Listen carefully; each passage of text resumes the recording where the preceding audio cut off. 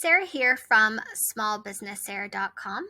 In January of 2022, Etsy changed their finances section in the shop dashboard a little bit.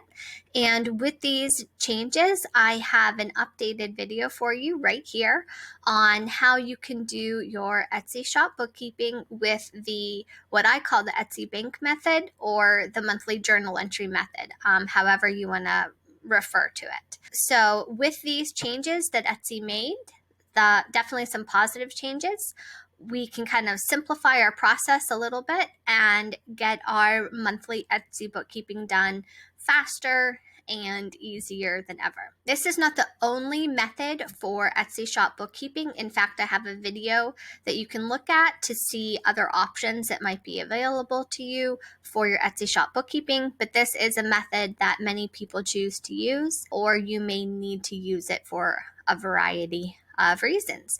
So before we jump into the how-to of this video, let's talk about why we do need a method. Why do we need an Etsy bank method, an Etsy journal entry method? Well, the reason is because every month when you get deposits from Etsy, those deposits are your sales less your fees. And if you were just to record your Etsy deposits directly to an Etsy income account, it would seem rather simple and straightforward as you were doing it. But at the end of the year, when you went to tie out your bookkeeping profit and loss report to the 1099 that Etsy sent you, you would not agree. Not at all. And also throughout the course of the year, your bookkeeping records would not reflect your true gross sales figure, and it would not reflect the fees that you were paying each month to Etsy. And the more information you have about your true sales and your fees, then the better decisions that you can make for your shop and for your business. So that is why we need a method. As I said before, I call this the Etsy bank method. If you're unsure if you need to use this method or if this is the right one for you, then take a look at that other video so that you can decide which option is right for you in your particular situation. And if my videos have been helpful to you at all in figuring out how to do your e-commerce bookkeeping, I would so appreciate your like and subscribe. It means so much to me. Okay, without further ado, let's get started.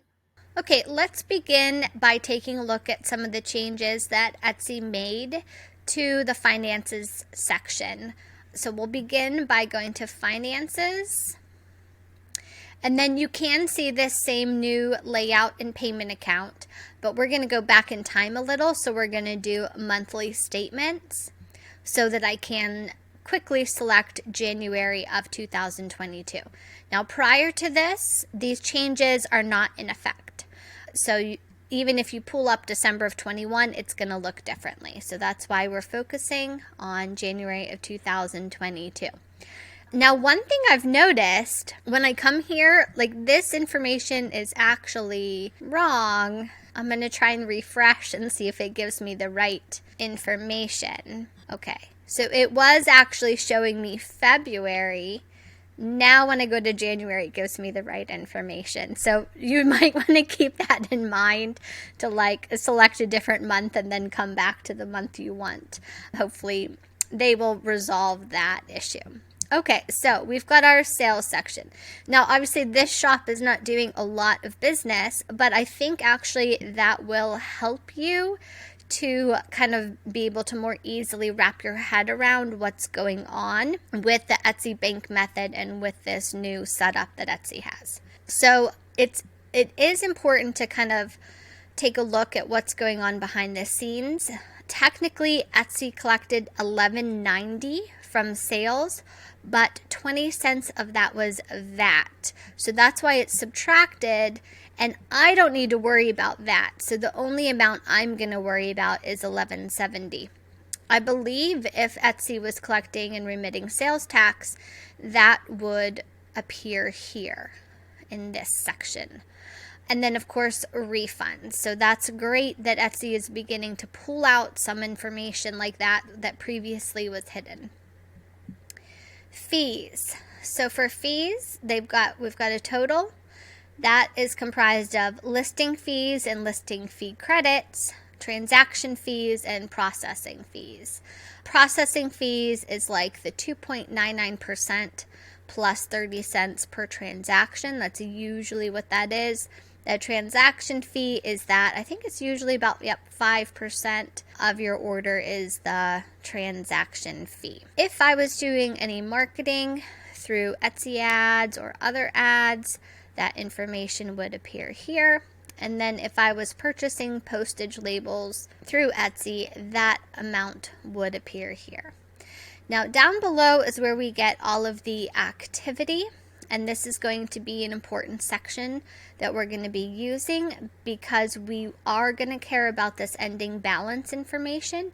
That is what is going to tell us if we did everything correctly when it's all said and done.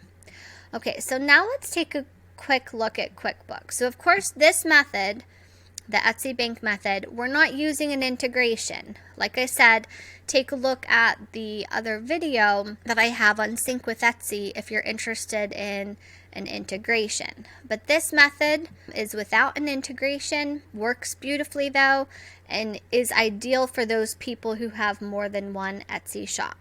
Okay, so here's what's happening in QuickBooks. In QuickBooks, I'm on the banking tab. I've linked my business financial accounts to QuickBooks. So basically any transactions that hit my bank or credit card are being brought into QuickBooks. So I have all of these little bits of Etsy transactions from the beginning of the year. In addition, there's also an Etsy transaction over here.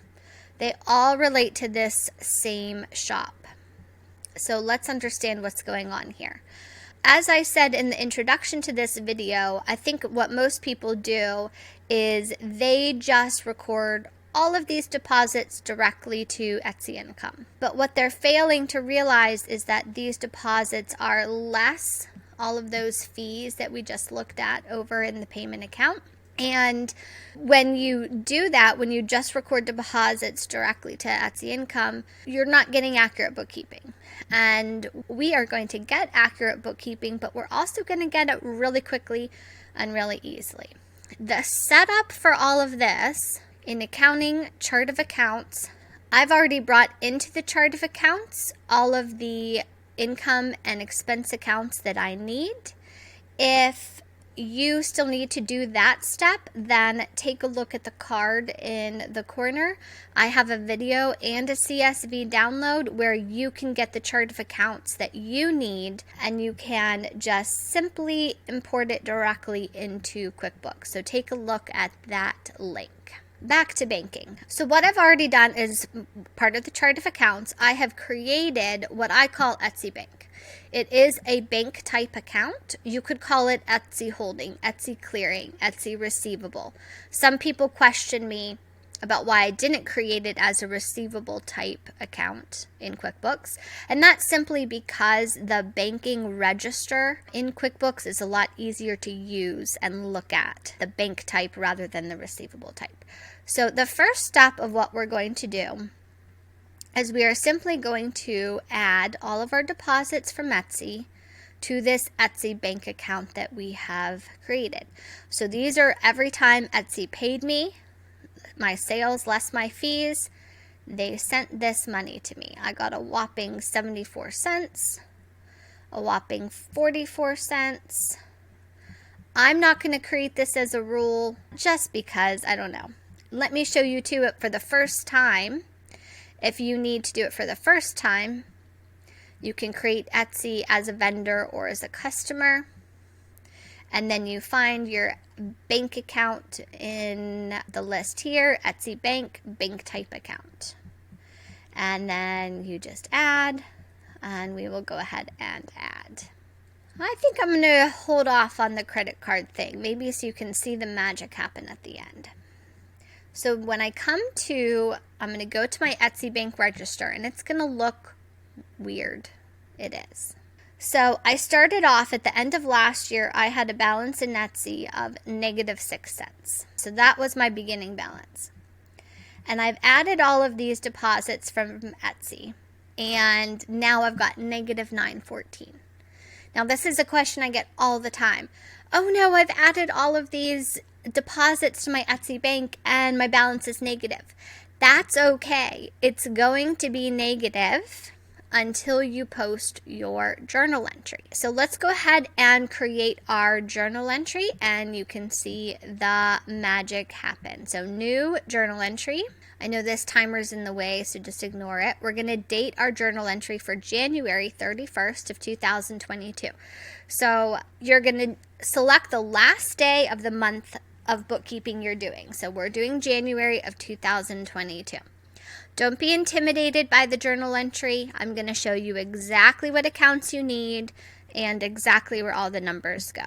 So I'm going to just start searching for the accounts that I need. Now I have 2 Etsy shops here, so that's why I've got some abbreviations next to them. You may or may not have that.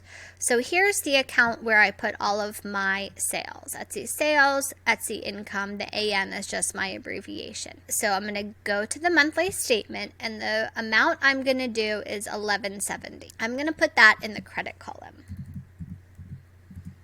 Next, let's add any refunds. So I'm going to do my refunds, which is also, it's a sub account of the Etsy income, which if you do the chart of accounts that I provide to you in that other video, you'll have it set up that way already. So if I look over here, my refunds for the month are 0. Normally refunds are going to be in the debit column. Now let's move on to fees. So I have my AN Etsy shop expenses, Etsy listing fees. So over here I had negative $2.20 plus a 20-cent credit. So I'm going to do $2 is my listing fees. The fees are going to go in the debit column. Next we're going to do the transaction fees. So next in line here, that was 60 cents. Once again, transaction fees go in the debit column. Next, we're going to do order processing fees, $1.36. You'll notice all along that QuickBooks has been filling in values for me as I go along. That's because in accounting, debits have to equal credits. So QuickBooks is trying to be helpful and balance the entry for me, but we don't want $9.10 in order processing fee. We want $1.36. So we're just going to ignore that. Let's do, I think I called it advertising.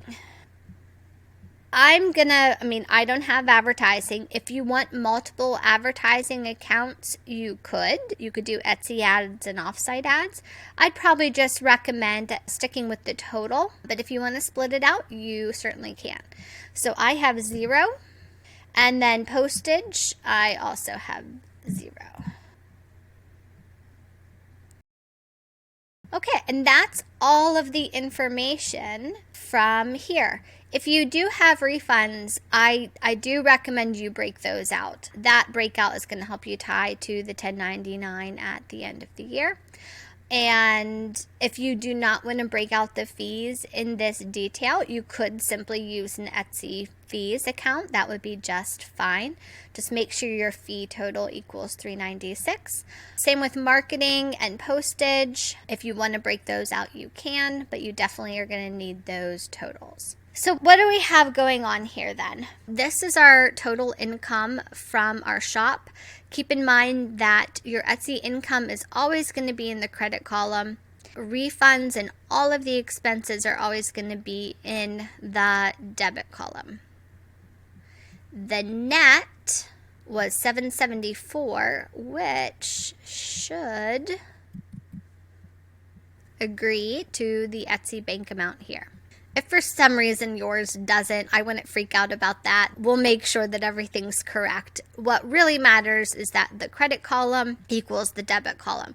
So a little bit of math would tell you $11.70 minus all of these fees equals the $774. Most likely, Etsy Bank, the amount will go in the debit column. Don't freak out if to balance it has to go in the credit column. For some reason, it has to balance the credits and the debits. It's basically what Etsy Bank does. So that is my journal entry. And basically, the 7074 represents the amount of money then throughout the month of January that was available to be deposited. So 1170 wasn't available to be deposited because Etsy took out all their fees. So throughout the month, I could have had 774 deposited to me from Etsy. Let's save and close. And here we're in the bank register of Etsy Bank, and we can see our journal entry. So once again, let's go over what's going on here. 774 is the amount of money that was available to be deposited. These are the deposit amounts during the month. So it's almost like reversed because we post the journal entry at the end of the month. But it's almost like available to be deposited minus these. If you take beginning balance plus available to be deposited minus what was deposited, you get your ending balance, if that makes sense. So now we need to figure out, does this agree to the ending balance in Etsy? And that's going to tell us if we did our entry correctly. And I'll tell you right now, it doesn't agree, but I know exactly why. So from our January activity summary, our statement in Etsy, we're going to scroll down. And this is saying that our ending balance should be 0. We don't agree. There's 2 reasons for that. First reason, I have to go back to the banking tab for this, is that during the month, the shop went negative. And before I got another sale that could, and actually because of my beginning balance. So my shop went negative. I didn't get another sale quickly enough. So Etsy charged my credit card this amount. So we'll keep the vendor the same, but this charge to my credit card, you can see here, it often says Etsy Inc. seller fees. This also is going to go to Etsy Bank. Okay, so let's go back to the register. Go to bank register. And Etsy Bank isn't going to appear here, even though it is like a bank register, because it's not connected. Okay, so there's that 6 cents. So you remember at the end of last year, I was negative 6 cents at the end of the year. So I didn't get a sale. Etsy had to charge my credit card 6 cents. That brought me back to 0. Then I had $7.74 available to be deposited. I received those 2 deposits during the month. That equals my ending balance. But Etsy says your ending balance is 0. This is a great example. I'm glad this worked out this way. This is what's called a deposit in transit. So Etsy said, hey, we sent you $6.56 on January 31st. But guess what? My bank did not receive $6.56 until 2/1. That point, my balance agreed to Etsy. So often at the end of the month, your ending balance per Etsy, it is going to exactly agree with this balance here. But just keep in mind those tricky deposits in transit. It'll normally be the next day that you get the money, and then it's going to reflect the balance in Etsy. So one way to think about it in QuickBooks is you look to the next day, the next deposit, if it's a deposit in transit. Or from Etsy, we could have looked right here, the $6.56, the day before they sent the money, and that would have agreed. Okay, so that's how we do our Etsy bookkeeping if we're not using Sync with Etsy. Let's take a look at how it looks on our profit and loss statement. Reports, profit and loss, last month, cash basis, run report. Okay, so all we have up here is Etsy income right there. That's the amount from the journal entry. If there was refunds, that would be reflected up here. It would be our income less refunds for a total number. Here are our Etsy shop expenses. We have our listing fees, order processing, transaction. It's not showing the marketing or the shipping fees because those were 0. So that's exactly $396 for fees, $1170 for income, That is exactly what Etsy is showing here, and we're in good shape. But we already knew we were in good shape because we agreed our ending balance. Let's go to the balance sheet, show you what that looks like. Last month again, cash basis, run report. And here, oh my goodness, it agrees. That's a freak thing. Our ending Etsy bank balance was at $656 because we have the deposit in transit. Okay, so that's how it looks in our statements. And at the end of the year, when we get our 1099 from Etsy, we're going to be able to tie out our profit and loss numbers to the 1099. Okay, there's 2 other points I want to go over. I'm going to go back to the register. Actually, 3 extra points. Okay, so when I go to do my entry the next month, I'll give you a hint on what makes this easier. If you select it, edit, go to more, then copy. Now we're working off of a copy. Make sure you change the date. So if I was doing my February bookkeeping, change the date. Now I can just change all of my numbers. I don't have to find all of these accounts again. So that is huge. So that's tip number 1. Yes, I want to leave without saving. Let me pull up the entry again. Some of you are going to wonder about splitting out shipping income. So here is how you could do that if you would like. From Etsy, if you go to Settings, Options, Download Data, and you come here to CSV type, you're going to select Orders, January of 22. That's the month we're doing. And you hit Download CSV. I already have it. So in this case, this is our order value. That was our shipping income. So if I sum all of these together, now I don't have amounts in between the columns, but if you did, you might need to sum the columns individually. But when I sum them together, the total is $11.70. If you recall, that was our total here. So in total, including shipping, is $11.70.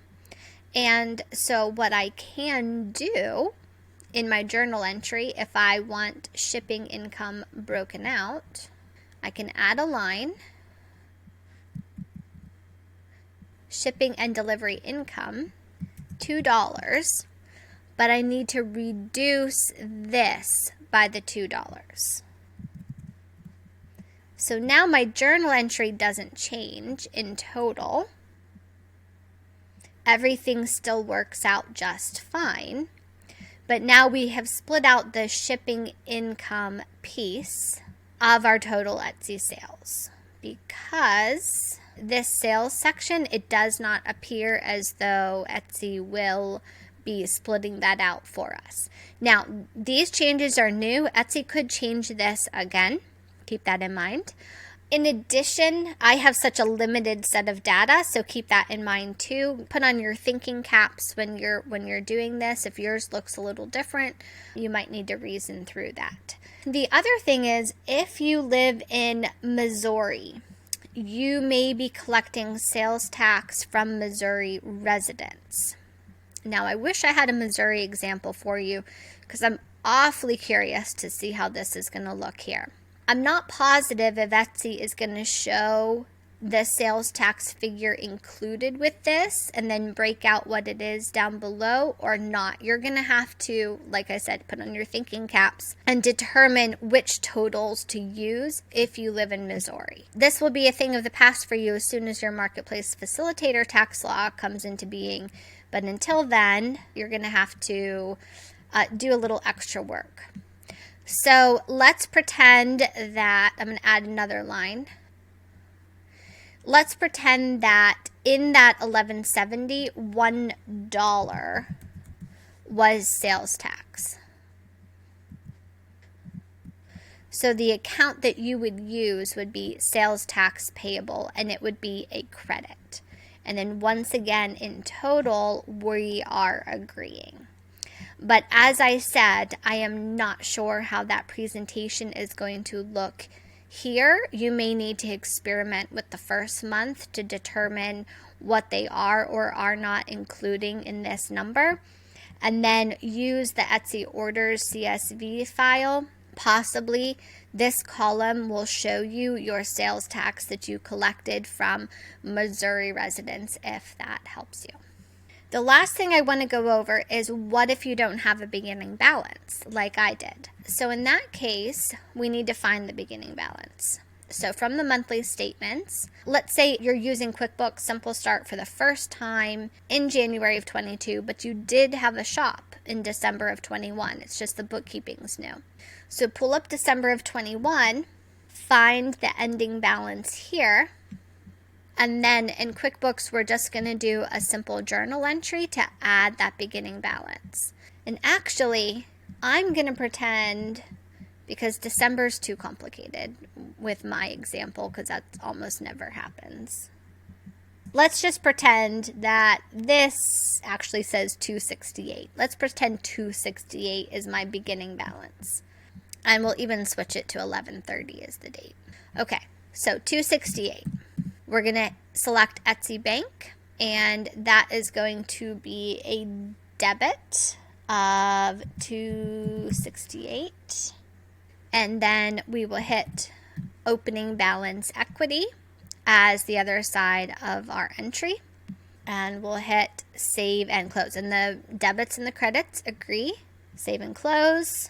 Now let me find, now I've messed up all of my numbers here, but that's okay. I just wanted you to see that that's like the 268 will show up right there as a beginning balance, as it should. And then I guess it's hard to see because of all of this other stuff, but just trust me, that's exactly what you're going to want to do. So that's all there is to it. The simplified reports, see how this is what the old reports look like. We didn't have as much detail on any of these items. We didn't have the shipping information, the ads information. We didn't have a breakout of sales and taxes and VAT and all of that. So the improvements are great. They're wonderful. If for some reason you need more detail, so basically this right here is a summary of all of these activities. You can see the listing fees broken out, the transaction fees, the processing fees. Oh, here it is, 3% plus 25 cents. The purchases, etc.